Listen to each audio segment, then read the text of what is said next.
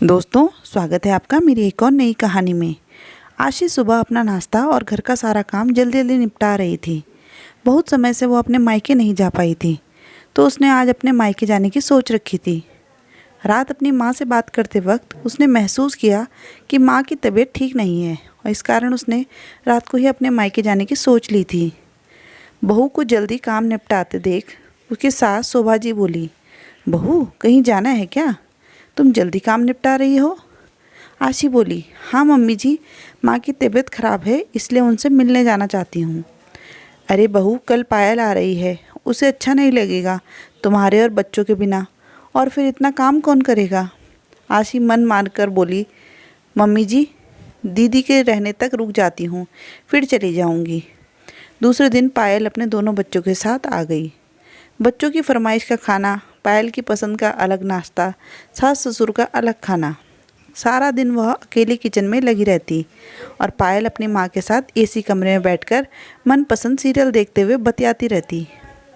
खैर, आशी ने अपनी ननद को बड़े अच्छे से विदा किया। जब वह गई तो आशी ने 2 दिन बाद कहा, मम्मी जी मैं अब जाऊँ? हाँ, अखिल से पूछ ले, उसे तो कोई परेशानी नहीं है। उसके पूछने पर अखिल ने अनमने मन से कहा, चली जाओ, किंतु 2-4 दिन में ही लौट आना। माँ से काम नहीं होता है, वे परेशान हो जाएंगी। उसका मन बहुत ही दुखी हो गया। क्या मैं अपने माँ बाप से भी नहीं मिल सकती? वह कल जाने का मन बना ही रही थी कि शोभा जी बोली, बहू कल मेरे जिया जी काम के सिलसिले में यहाँ आ रहे हैं, तो मैंने दीदी को भी कह दिया है कि वह भी साथ आ जाए। बड़ा मन कर रहा था उनसे मिलने को, 3 महीने हो गए उनसे मिले। आशी आक्रोशित हो गई। यह सुनकर उन्हें तो 3 महीने ही ज़्यादा लग रहे हैं। मेरी माँ तो 7 महीने से बुला रही है।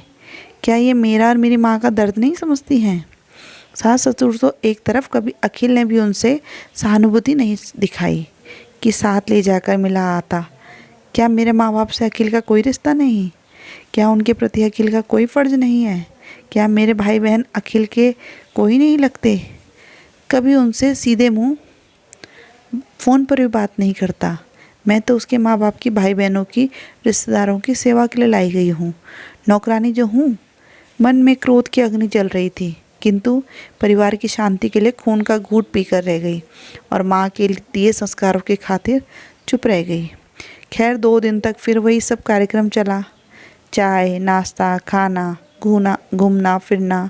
सासू माँ और उनकी बहन खाना खाकर शॉपिंग के लिए निकल जाती और वह काम निपटाकर शाम के खाने की तैयारी में लग जाती। उनके जाने के बाद आज फिर वह अपने जाने की तैयारी करने लगी। तभी ससुर जी बोले, अरे आशी बेटा, मेरा एक जिगरी दोस्त यहाँ से निकल रहा है, उसने मुझे स्टेशन पर मिलने बुलाया है, तो मैं सोच रहा था कि ताज़ा खाना साथ में लेता जाऊँ। यह सुनकर आज आशी का मन गुस्से से फूट पड़ा। आक्रोश की वजह से उसका मुंह लाल हो गया। हाथों की मुट्ठियाँ उसने भींच ली।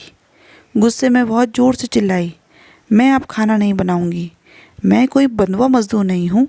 जा रही हूँ मैं अपनी माँ से मिलने, अब एक पल भी नहीं रुकूंगी।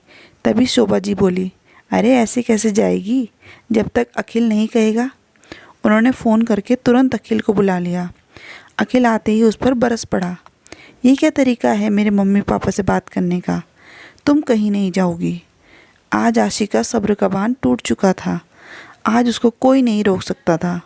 वह बोली, तुम मेरे मम्मी पापा भाई बहन का कितना मान रखते हो? अब मैं भी वही व्यवहार में रहूँगी। तुम और तुम्हारे घर वाले मेरे घर वालों के साथ जो व्यवहार करते हैं, मैं भी वही कर रही हूँ। मैं जा रही हूँ। अखिल बोला, जा तो रही हो, ध्यान रखना मैं लेने नहीं आऊँगा।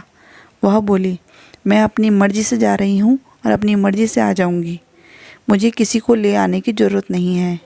दोनों बच्चों को ले वह अपने बैग के साथ बुलाई गई कैब में जा बैठी और बढ़ गई अपनी मंजिल की ओर। आज आशी ने अपने मन की बात अपने सास ससुर और पति को कह डाली थी। उसके सास ससुर और पति उसे कैब में जाते हुए देखते रह गए। दोस्तों, आज की कहानी के बारे में आपके क्या विचार हैं, हमें कमेंट में ज़रूर बताएं और कहानी पूरी सुनने के लिए धन्यवाद।